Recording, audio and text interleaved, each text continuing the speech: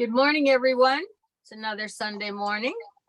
Morning. We are reading White Magic, of course, and today we're starting on page 30 in the book. And it's midsection of the page, this life principle in man manifests in a triple manner. That's where we're going to be starting. If you have a copy that's online, that starts on page 16. If you downloaded it from Lucius Trust, that would be the page you would be working on. So everybody ready? Yep. Okay.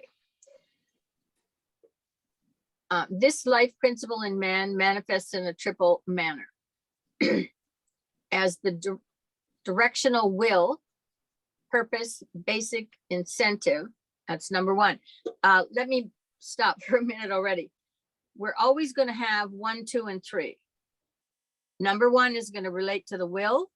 Number 2, it will always relate to the consciousness aspect.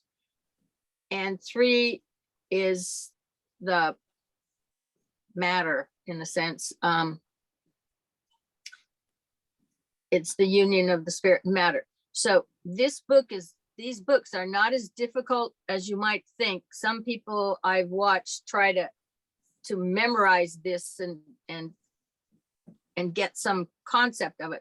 The fundamental concept is he's always going to talk in threes. 1 represents first ray, second ray, and third ray. And we haven't got to ray systems yet, but that's basically what it represents. So number 1 as the directional will, purpose, and basic incentive.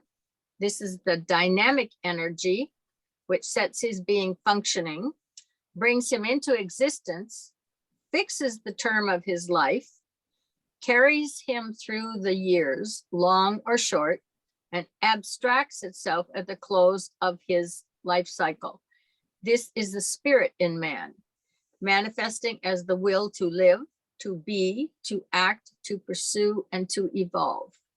In its lowest aspect, this works through the mental body or nature, and in connection with the dense physical, makes itself felt in the brain.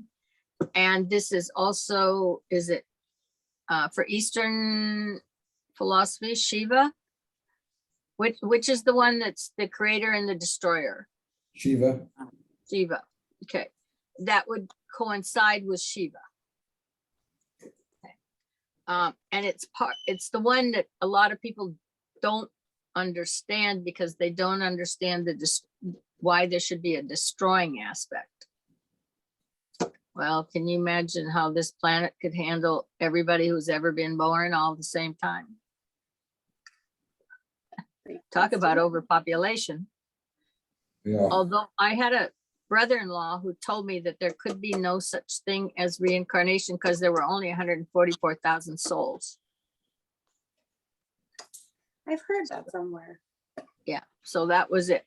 Oh, and which is really interesting because in DK he says that's 1,144, and it's not even 144,000 because you're just reading it wrong. It speaks to the American like it says 144,000, but it's 1,144. So there's a big, gigantic, that's a big misinterpretation across the board. Can you imagine? That's a pretty big one, actually. That's a big one. Yeah. Well, you know, America is magnanimous. America has more of everything than any other country in the world. So we can understand how they would make a mistake like that. Yeah.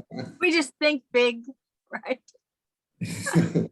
You know, we're not on the metric system, so that might be part of it. So,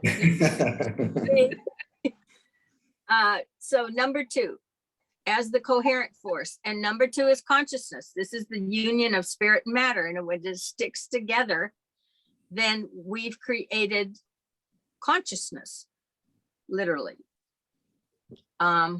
You'll have to think about that one for a little while, but basically this is what he's talking about. It is the significant essential quality which makes each man different, which produces the complex manifestation of moods, desires, qualities, complexes, inhibitions, feelings, and characteristics which produce a peculiar psychology of any given man. This is the distinctive subjective man, his coloring or individual note. This is which sets the rate of vibratory activity of his body, produces his particular type of form, is responsible for the condition and nature of his organs, his glands, and his outer aspects. This is the soul. And in its lowest aspect, it will be seen working through the emotional or astral nature and in connection with the dense physical body through the heart. So if you also want to look on that chart that we're always using, number 1 deals with the mental realm, number 2 with the astral realm, and the third one down here is going to be the physical, the lower 3 on the chart. As the activity of the atoms in the cells, this is for number 3, of which the physical body is composed. It's the sum total of those little lives of which the human organs, comprising the entire man, are composed. These have a life of their own and a consciousness which is strictly individual and identified. This aspect of the life principle works through the etheric or the vital body and in connection with the solid mechanism of the tangible form through the spleen. Therefore, let us remember that the definition of spirit is not possible of accomplishment, nor is the definition of God.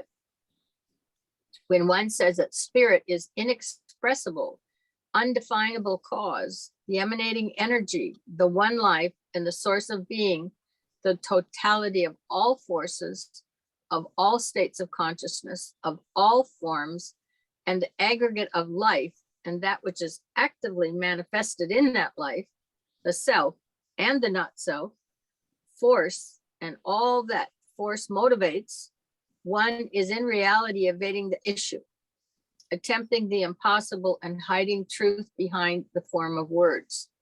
This cannot, however, be avoided until such time as the soul consciousness is touched and known, and the formless one can be perceived through the clear light of the intuition.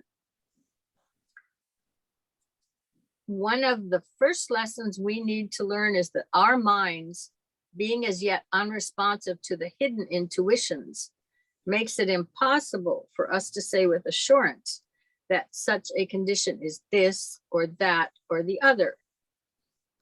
Until we can function in our soul consciousness, it is not for us to say what is or is not. That until we have submitted ourselves to the needed training, we are in no position to deny or affirm anything. There you go, Donnie. That's why you stopped talking. Our attitude should be that of a reasonable inquiry, and our interest that of investigating a investigating philosopher, willing to accept any hypothesis on the basis of possibility, but being unwilling to acknowledge as proven truth anything until we know it for and in ourselves. And that's a key, a big one. That's truly important, but of course, they put it in regular print here. They didn't italicize it or capital letters, but the bottom line is when you know it, as they usually say, in your heart, or you look to yourself to find out the answer to something. That's what I believe he's talking about here. I, an aspirant to the higher mysteries, and one who has searched into them for a longer period than has been possible as yet to many, may write of things as yet impossible of demonstration to you or to the public who may read these instructions. To me, they may be in our truth and proven fact, and for me, that may suffice. For you, they should be regarded as significant possibilities and hints as to the direction in which truth may be sought. But beyond that, you should not permit yourself to go. The value of these instructions lies in their sum total and is to be found in the underlying structure or skeleton of coordinated and correlated statements, which must be considered as a whole and not in detail, and this for two reasons. So any comments on that paragraph before I plow through the next section? For me, I think it kind of hits home in the fact, like, just because I'm saying it, it's true for me, but you're supposed to find out the truth. Like, you're supposed to feel the truth. So as opposed to us, again, going back to having to unlearn what we've learned through life, or we've been told is the truth, or whatever somebody's interpretation of truth is, we have to find out the truth for ourselves. Like, we have to know it within ourselves. Don't just take it at face value. You have to really let it speak to you and find it for yourself, that's your truth. And don't just whatever people tell you, like, oh, this is it, this is the truth, so go ahead, study this, memorize it, not necessarily feeling it and knowing it. There's a difference between knowing something and memorizing words that came from other people. That's how I Yeah. understand. Donnie? There's so much there.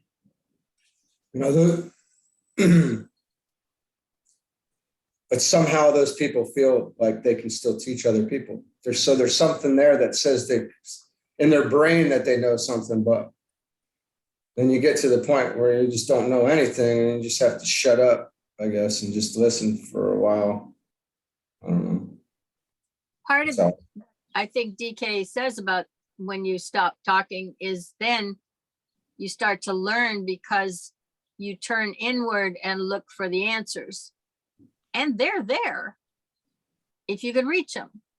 And now, have both the rest of you guys got the chart, the 117? Can you have I put it in I put the chart for anybody watching into the chat. Yeah, but so really the answers you're looking for is involved in the energy of those levels as you move up them, and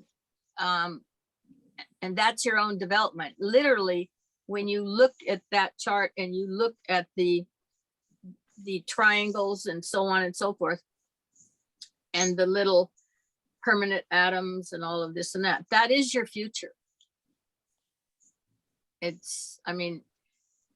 Your growth and development is defined by when you hit those points. Now, some people want to fast track it. Other people are going to take another eon or two to do that. But that is the future. When you've finally got to the top, then you've accomplished what there is to accomplish and experience in that the major seven, the 49 fires, if you will, is what they call it. And then, like I said, there's 6 more of those above it. So you're ready to move on to something that's above that. But it's a long journey here. And this is probably the longest of the journeys, because we really start at the base of that chart with dirt. In other words, on this planet, we got rock and soil, and it didn't start out fully populated. All that life form has evolved on this journey back up from the single cell and now to humanity. And he does, it won't be my words, he credits that this is probably the glory point to this point is wherever man is at this point. Got a lot longer to go, but the point is it's considered the highest evolved organic unit on this planet would be us, with our ability to function with consciousness, so on and so forth. In terms of we're dealing with form, that doesn't mean that there aren't people who've already accomplished a lot of that. And if so, they get up into that spiritual triad. Now they are conscious.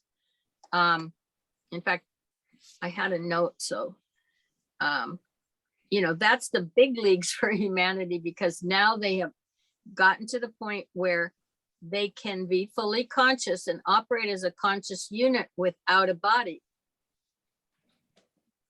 So they got to go somewhere in this system. That's the hierarchy.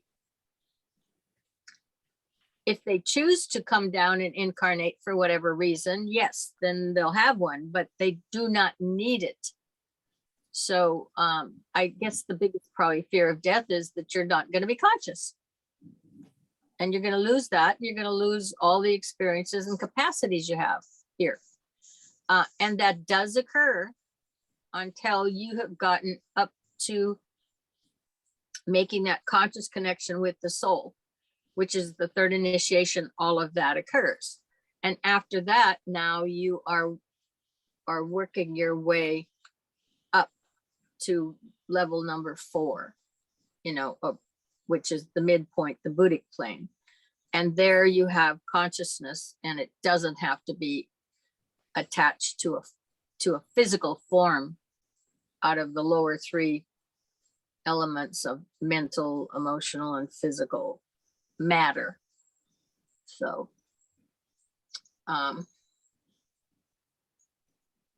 any comments on that?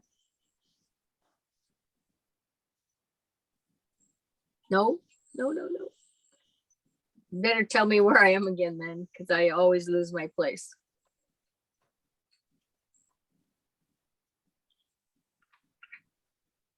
I think we're starting at the 1 language, as earlier said. Okay. Yeah. Language, as earlier said, hides truth and does not reveal it. If truth is recognized, it is because the investigating student has found a point of truth in himself, which serves to illuminate his steps as he slowly and gradually presses forward. Well, what is language? Language, first of all is energy. So any words we have describe energy in some form, either how it moves, how it coalesces, whatever, but it doesn't matter what the word is, it's describing an energy pattern of some sort. I mean, we know if we talk about a color, we're talking about a certain rate of vibration of that energy, as I recall, because red has a lower rate of vibration than violet, for example. They move at different speeds. So, and truth is related to what's called the first ray here, which is not fully informed in this system. We're in a 3-part solar system. Number 1 is already done. That gave us matter that would follow an intelligent activity, called it intelligent activity. So if it's directed to do something, it has a clue what the directions are. The second one, we're creating consciousness in this system. And when that one is done, then the third system will incorporate the first ray energy in full development through another cycle like this one, long term. What it's going to produce, nobody's even guessing, because there is no way to guess. But it's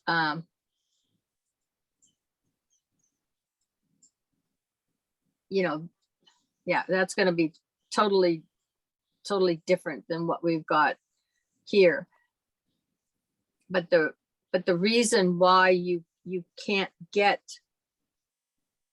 a lot of this truth, and what you have to really search for it, is because it's hidden in the folds here. It's not straight out front. First ray energy would, I mean, the splitting of the atom gave you an idea of the kind of dynamics of that energy. It's too powerful for us to directly encounter. We're not ready for it. So we're quite delicate in that regard. So when it's talking about language hiding the truth and not revealing it, it couldn't reveal the real truth yet because we're nowhere near that third solar system yet. You know, we get little bits of it, and we get an idea of once we start moving up in those higher, subtler realms. But the whole truth ain't here yet. So it would maybe really set us free. Mhm. No, It set a lot of people free in a way they didn't want to be set free at the end of World War II. There are many types of minds, and it is not to be expected that the information given, for instance, in this treatise will appeal to all. No kidding. It should be remembered that all people are units of consciousness breathed forth on one of the 7 emanations from God. And so those 7 emanations, there's a ray structure that goes with it. That's not what we're studying here at the moment. But it's involved in his materials, throughout the materials. Therefore, even their monads or spiritual aspects are inherently different, just as in the prism, there are 7 differentiated colors. Even this is so only because the nature and point of view and the perceiving apparatus of the man whose eye registers and differentiates the varying rates of vibratory light. The 7 subsidiary groups, again, produce a varying outlook, mentality, and approach, all equally right, but all presenting a slightly different angle of the vision. Well, Einstein told us that, right? It's all relative to wherever we are. And when the above realization is coupled to such factors as the differing points of evolution, varying nationalities and characteristics, the inherent distinctions brought about through the interplay between the physical body involved and the environment, it will be apparent that no approach to such abstruse subjects as the nature of spirit and soul could have a general definition and submit themselves to universal terminology. And I would add the point that this planet is inclusive enough to include them all and handle them all. So when they want to push people to being inclusive, I think we innately are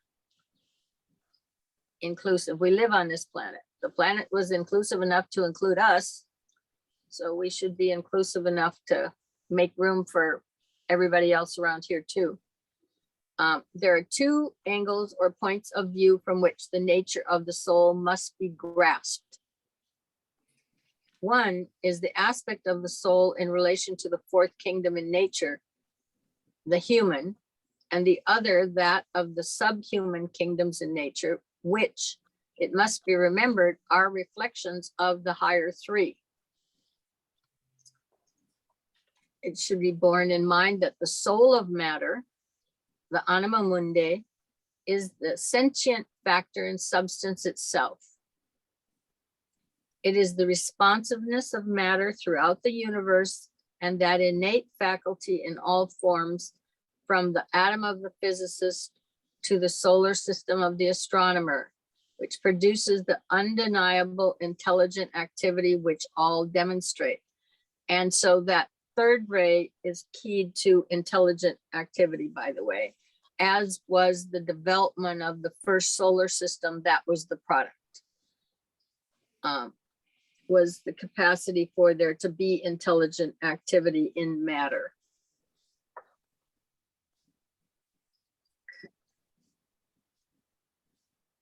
Keep losing my place here.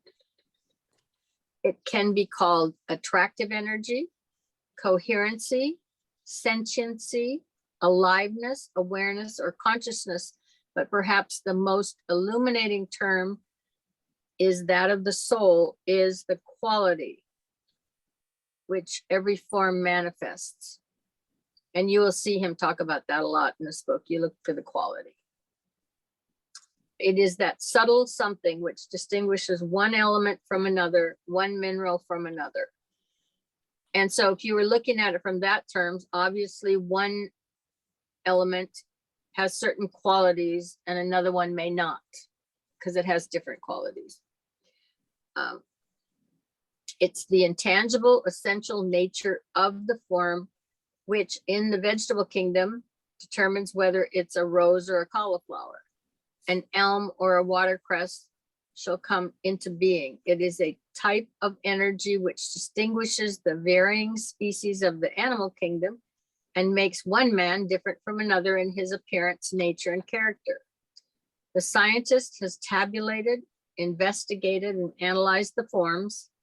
Names have been selected and given to the elements and the minerals, the forms of vegetable life, and the varying species of animals. The structure of the forms and the history of their evolutionary process have been studied, and deductions and conclusions have been reached. But the solution of the problem of life itself still eludes the wisest. And until the understanding of the web of life, or the body of vitality which underlies every form and links every part of every form with every other part, is recognized and known to be a fact in nature, the problem will still be unresolved. The definition of the soul may be regarded as somewhat more feasible than that of the spirit, owing to the fact that there are many people who have experienced a somewhat or sometime or another an illumination, an unfoldment, an uplifting, and a beatitude which has convinced them there is a new state of consciousness so far removed from that normally experienced as to bring them into a new state of being, a new level of awareness. And for anybody who looked at cosmic consciousness, that's the point that whole book makes, including in the back some personal little testimonies from people who were actually alive at the time the book was written and printed, and their stories were included, where they, whether it was for just a few minutes or a longer period of time, I mean, they're never the same again. And it was an improvement to their condition, not an, you know, a demolition or anything, but they now knew certain variable truths that they were not aware of a few minutes or a few hours earlier. And it never leaves them. At that point, it's not just a momentary thing that passes by. It's changed them.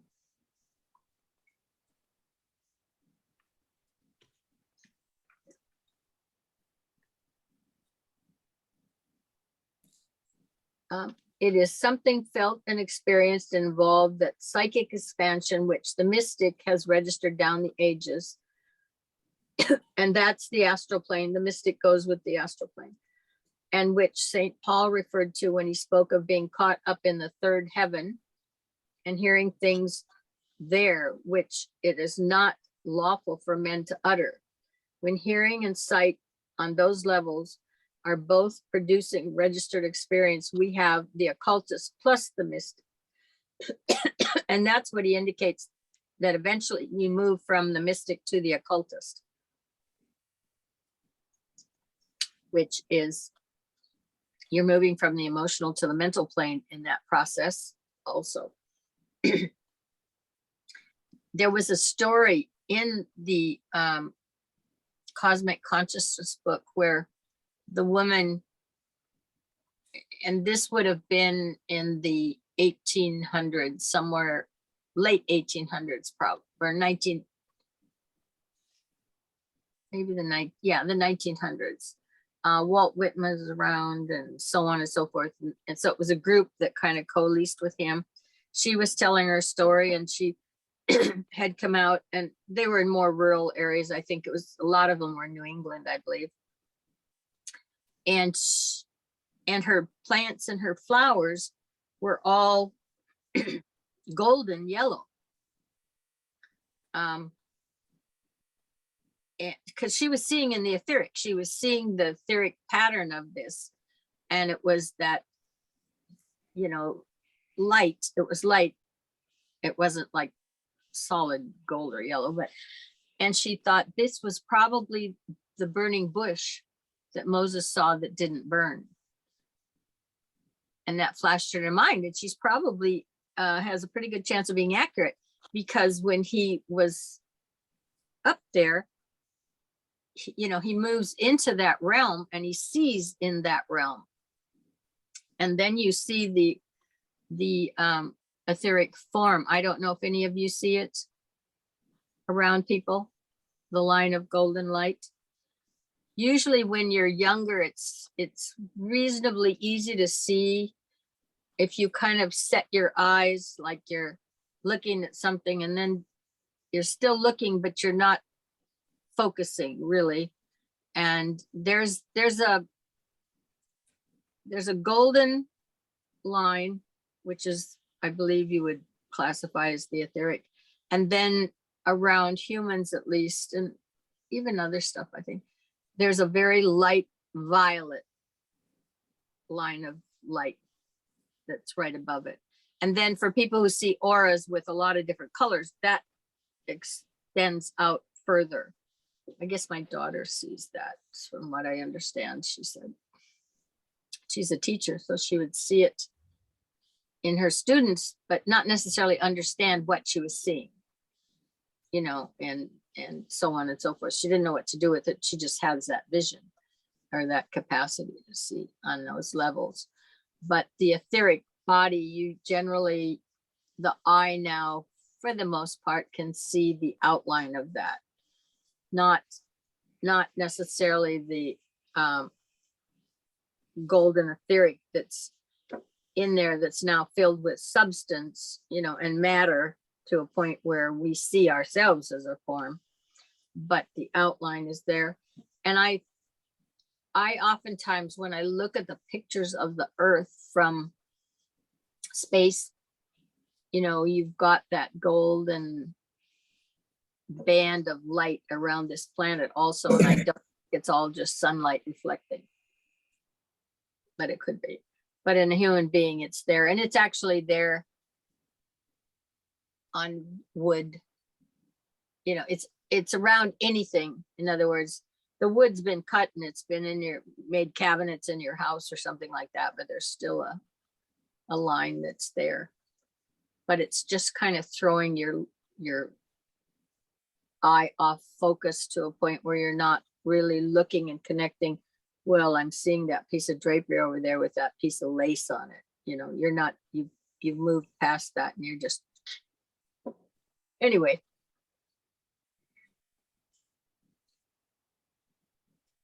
And also these descriptions, the hearing and the sight on those levels, et cetera, when you get into cosmic fire, there is a full chart of the 5 senses we have, with the 5 levels of the 5 senses and what each one of them produces as its product when you're functioning on that level. So at some other time down the line, we may come across that. But at this point in time, you got to be, the stories we probably have, some of them is St. Paul being caught up in his 3rd heaven, Moses going through that. Those get carried through. A lot of other people have experiences like this, but they just don't make the big leagues in terms of everybody hearing about it. And look at the products. It produces something. There's data, there's information with it. It's a gift package, if you will, but you work hard for it. So the soul, macrocosmic and microcosmic, universal and human, is that entity which is brought into being when the spirit aspect and the matter aspect are related to each other. That is the union of spirit and matter, and you're going to hear it over and over and over through these books, because it is what creates it creates consciousness, and it's macrocosm and the microcosm. This is it in this system, our second system. The soul, therefore, is neither spirit nor matter, but is the relation between them. Now, it didn't say the union of the two of them. It said the relation between them. So spirit and matter and the relation between them is the 3 in 1. That is actually, I mean, so a lot of what you learned in Christianity, where you had to believe because it was the age of Pisces, you will now, in the age of Aquarius, you will know what it is, and it will merge with science. Science is not going to defeat Christianity by any stretch of the imagination. It's going to prove it in the next generation, because what you had to believe, you will now be able to know how those things happened and why. So it's not going to undo Christianity. It's going to strengthen it. But we're not talking about how Christianity was practiced by the church or anything like that. But the knowledge and the information, this is going to be, again, we're just moving on up. Just like all of the other avatars who came over the last eons that gave a little message, and then you get a couple thousand years to try to incorporate it, and then you're going to get another one from somebody else who comes along, gets you the next piece. And so that is, it's a very logical process when you can start to see it from a mental perspective, which we're just getting to a point where we can see it that way. So the soul, therefore, is neither spirit or matter, but the relation between them. The soul is the mediator between this duality. It is the middle principle, the link between God and his form. Therefore, the soul is another name for the Christ principle, whether in nature or in man. The soul is the attractive force of the created universe, and when functioning, holds all forms together so that the life of God may manifest or express itself through them. And so there's your life aspect again. Therefore, the soul is the form building aspect and is that attractive factor in every form in the universe, in the planet, in the kingdom of natures, and in man, who sums up in himself all the aspects, which brings the form into being, which enables it to develop and grow so as to house more adequately the indwelling life, and which drives all of God's creatures forward along the path of evolution through one kingdom after another towards an eventual goal and a glorious consummation. And in the middle there, which is somewhere where we are, those little transits do the same thing to you in your chart. And actually the circle in the chart and the way it's divided, you get 4 sets of squares, which are 90-degree angles, and those are in conflict. Those 90-degree angles are in conflict with those 4 points in the square. And in a circle, you have 3 sets of them. Following what I'm saying. 3 times 4, right? Yeah, but the point is that it doesn't matter where you are in this relation. There is a driver for evolution, because you're not going to be able to rest. You don't really see people on this planet. They all have these cycles. It looks like they've got a golden life and so on and so forth, and everything is so sweet for them. Believe me, it's not. They all have the same kinds of cycles. It's how they handle it and how the planets line up for them. But yeah, no, I know people that everybody thinks, oh, wow, they've had such a great, fantastic life. Well, if you happen to know them really well, you may realize no, that's not, they had their problems too, but it was just the way they chose to handle them that the public didn't see, kind of thing. So the point is, you're going to evolve. Nothing gets to just sit here and be static. We know, first of all, what everything is in motion, and the only thing constant on this planet is change. So we're definitely going to get there one way or another.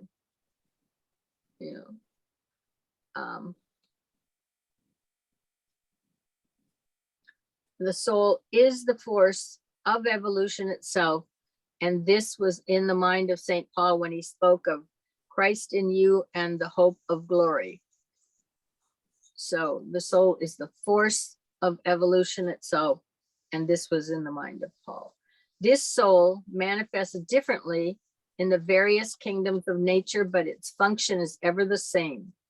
Whether we are dealing with an atom of substance and its power to preserve its identity and form and carry forward its activity along its own lines, or whether we deal with a form in one of the three kingdoms of nature held coherently together, demonstrating characteristics, pursuing its own instinctual life, and working as a whole toward something higher and better.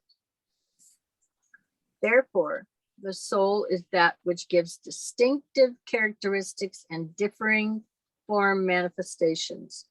The soul plays upon matter, forcing it to assume certain shapes, to respond to certain vibrations, and to build those specified phenomenal forms which we recognize in the world of the physical plane as mineral, vegetable, animal, and human, and for the initiate, certain other forms as well. The qualities, the vibrations, colors, characteristics in all of the kingdoms of nature are soul qualities, as are the latent powers in any form seeking expression and demonstrating potentiality. In their sum total, at the close of the evolutionary period, they will reveal what is the nature of the divine life and of the world soul, the oversoul, which is revealing the character of God. And sometimes they will talk about the oversoul, of a particular kingdom of nature, so on and so forth.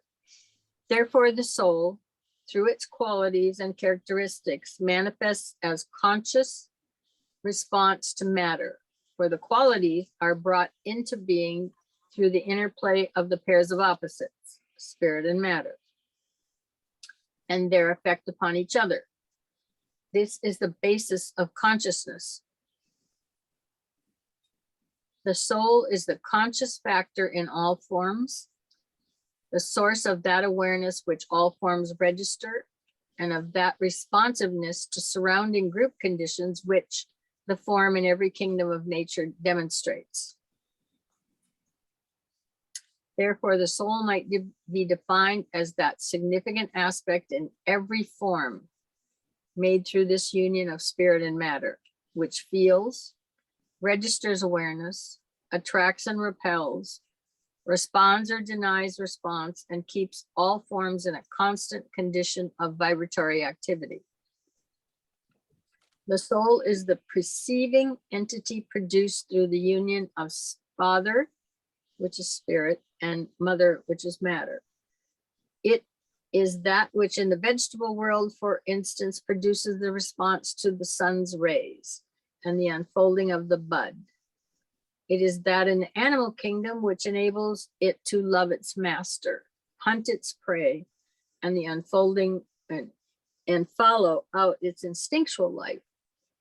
It is that in man which makes him aware of his environment and his group, which enables him to live his life in the three worlds of his normal evolution as the onlooker, the perceiver, and the actor.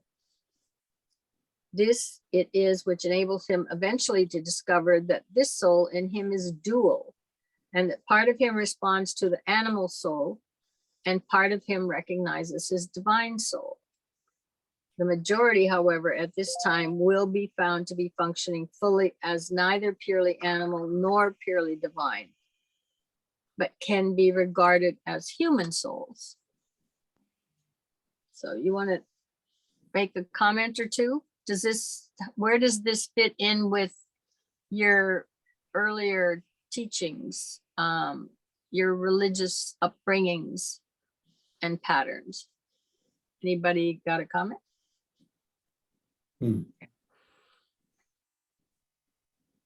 That's a great question. I'm wondering as we're going through this, and I'm wondering if there's been a turn of phrase with the word soul, because you have a lot of people that say animals don't have any souls. You hear that and you're like, that can't be true.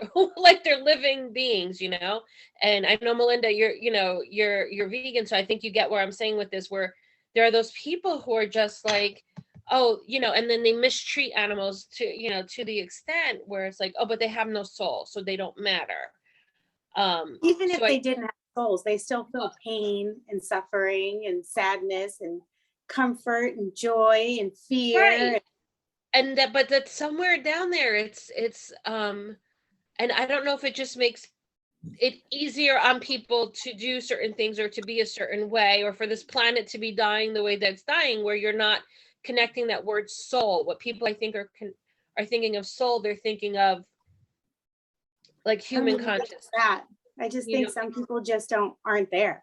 They just don't get it. They're so they're so dense. Is that the word? Dense? Is that Good the word? word? I think we got to that word last week, didn't Last we? week, yep. They're just not, like, sometimes I look at people and I'm like, just wow, really? Like, there's nothing there yet. Yeah. Or Yes. or that I can identify with. Like, it's just like, okay, like I almost feel sorry for them, because they're just so unaware and unconscious of freaking anything going on outside of their meat sack, like their own selves. Right. They would hurt. It doesn't even have to be an animal. Like, they're willing to hurt anybody or anything, any plant, any animal, any person. Like, they're just so. And then there's people that still don't understand, like, well, God said I could kill animals. It's like just because you can do something doesn't mean you should. Like, so I just think, like, so that's where I'm getting, like, that's what I think. From what I'm getting out of this, the connectedness, everything's connected. So everything has, but I'm thinking, like, people are thinking that soul, they're separating the kingdoms, the animal kingdom, that's what man does. Because there's the classifications, nature, and separating that. So I think they're not forgetting, but need to get to the point where they know everything's connected. Well, that's what like man does.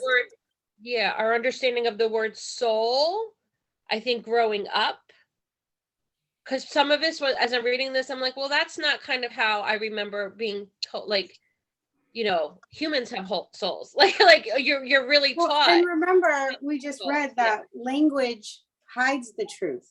Exactly. So you can take soul any which way you want. Like, you can relearn it for yourself and then apply it however you want. But the truth is within you. So however you want to call it, soul, like, it's in there. It's just not everybody has had access to that. And man is most people they're not in this group.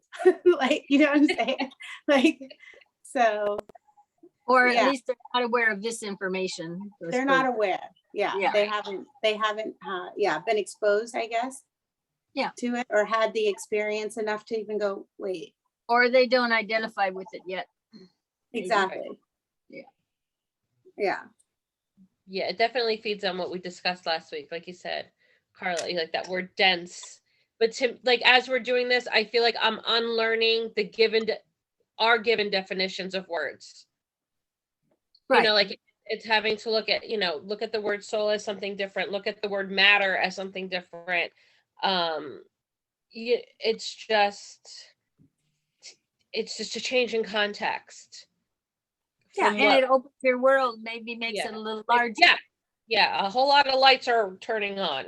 Is what's happening. Yeah, and you know, I don't think I've ever seen it printed somewhere else, but oftentimes I will say we are planetary issue in the biblical sense of the word. In other words, we are here because the planet puts up with us, if you will. We're part of the planet. We are a needed portion of it, and we have a purpose, and that evolutionary purpose. I think he says it in one of these books that our goal is to be a fully conscious unit in this planet, functioning unit of consciousness, but fully. So we're talking about going all the way to the top and experiencing that level, you know, and have developed to that level, and that every human being is meant to eventually do that. Now, I will come back to something that conversation Donnie and I had yesterday, and it was about the 2/3, or no, 2/5, 3/5. What's the division supposedly? Because you asked me the question about it. It's 2/5, 3/5, but I couldn't remember which side it leans towards. Okay, but it doesn't matter either one. Right. You know, I'm just getting rid of texts that are showing up there. There's no bugs flying around or anything. Anyway, Donnie was asking about that, bringing up, you know, well, there's going to be a division at a certain point. And I know that the Christian church used that as a fear. You know, it's fear mongering, you know, and a threat. If you don't get to this point, then, you know, what I assume they thought they were going to hell, that other section, or something. But Well, like a fire. Huh? Yeah, like a fire, you know. So, but the way I look at that is that at that point in time, whenever it is in the future, this planet will have developed to a point where it's going to take in total a major initiation, a leap forward. I don't think the comparison I'm going to make is accurate, but it's going to make a point. We are not we haven't fully taken the 5th initiation according to DK. We've taken the subjective one, not the objective or the outer world one. Venus is a 6th degree, has their 6th degree initiation. Okay. So Venus's objective form has 843 degree temperature with what, an encasing of methane gas. All right, so to speak. The point is that way off. It's quite an advanced state when they take that initiation. It will be for this planet too. We are a planet that continually brings up evolutionary life from the bottom up. I mean, that's where we started. Now we're in a point, we're still animal man. We're still considered animal man until we hit spiritual man, which means until you get to functioning on the Buddhic plane and are connected and starting to interact with the spiritual triad. So that you got to move to level 4, of which, and there are beings who are doing that, but then we're at a point where we can have our consciousness and not necessarily need matter as a form in order to experience that consciousness and work with it. So there will come a time for this planet when there are X number, what were the divisions again? 2/5, 3/5 or whatever. When, let's assume it's the 3/5 stays because they have evolved to a point where they can handle the transition. There will be some of these beings that are still coming up that will not be able to make that transition. They are not going to hell. They will be moved to another location in this, our universe, where they can continue their growth and development. But They're not excommunicated. They're not any of those things. Right. So it's not, and it's not going to be a bad thing if they aren't up in that other group, because this is like a constant, I don't want to say baby factory here, but it's an evolutionary process of bringing up. Finally, you figured that out. You know, the animal kingdom making a transition into the human kingdom.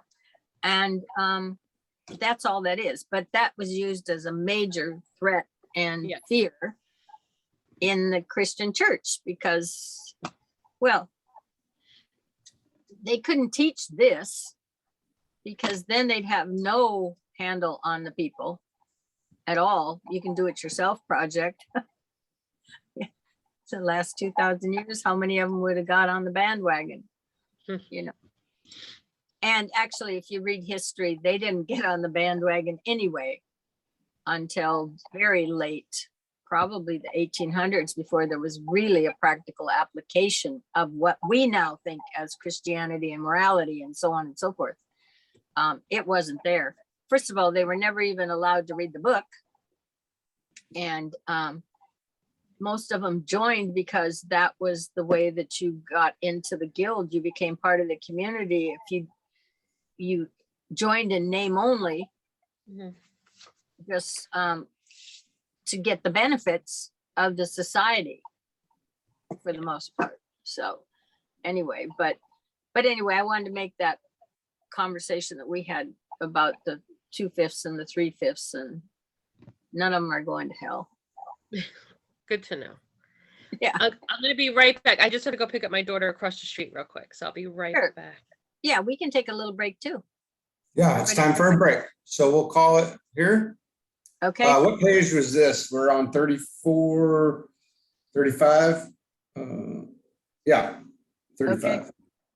All right. Okay. Okay.